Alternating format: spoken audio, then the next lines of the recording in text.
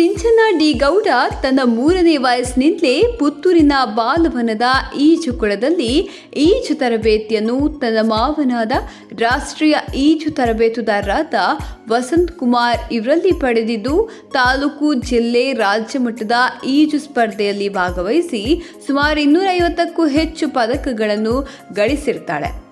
ಈಕೆ ತನ್ನ 12ನೇ ವಯಸ್ಸಿನಿಂದ ಸಮುದ್ರವೇ ಇಲ್ಲದ ಊರಿನಿಂದ ಸಮುದ್ರವನ್ನು ಹುಡುಕಿಕೊಂಡು ಅಬ್ಬರಿಸುವ ಸಮುದ್ರದ ಅಲೆಗಳೊಡನೆ ಜೀವವನ್ನು ಪಣಕ್ಕಿಟ್ಟು ಏಕಾಂಗಿಯಾಗಿ ಸೆಣಸಾಡುವ ಅತಿ ಸಾಹಸ ಕ್ರೀಡೆಯಾದ ಸರ್ಫಿಂಗ್ ಎಂಬ ಜಲ ಕ್ರೀಡೆಯನ್ನು ಆಯ್ಕೆ ಮಾಡಿಕೊಂಡಿರ್ತಾಳೆ.